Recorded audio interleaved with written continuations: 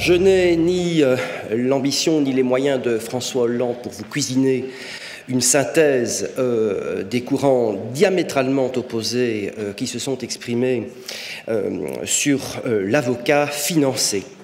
Il faudrait tout d'abord, comme le préconisait Paul Valéry, procéder à un nettoyage de la situation verbale, parce que l'avocat financé, c'est une multitude de situations, financement familial, le financement externe par les tiers, le financement par l'appel public à l'épargne, l'alliance du capital et du travail dans des accents très gaulliens qui ont été empruntés, mais également les associations multidisciplinaires inspirées de l'étranger.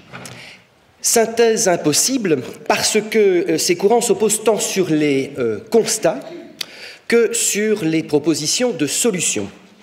Alors, tout part d'un constat thatchérien, il n'y a pas d'alternative. Il n'y a pas d'alternative au financement des cabinets d'avocats, au financement externe des cabinets d'avocats, tant juridiquement qu'économiquement. Économiquement, tout d'abord, parce qu'il y a une pression de l'extérieur, d'autres marchés, d'autres cabinets actifs sur des marchés étrangers et dans lesquels cette ouverture est déjà une réalité.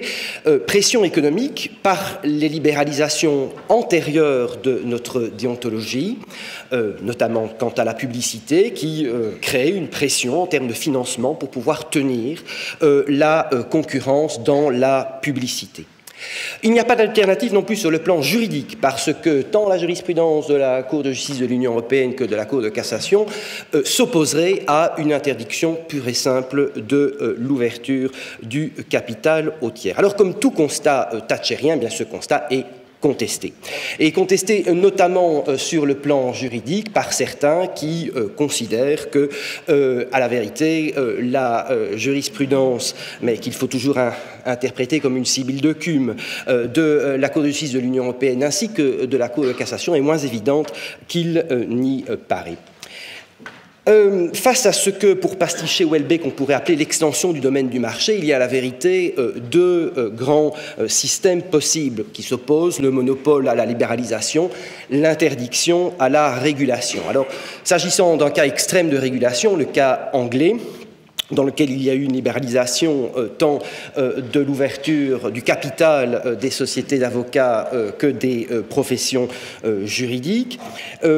Face à cet exemple anglais, il y a eu une unanimité orpheline dans un débat très mouvementé, unanimité sur le fait que la libéralisation anglaise est inacceptable chez nous sur le plan des principes et en tout état de cause infaisable sur le plan pratique. Alors, au-delà de cet unanimisme, trois résolutions furent mises au vote. Faut-il, comme le disait Mao lors de la révolution culturelle, laisser fleurir les mille fleurs? Trois réponses possibles, donc.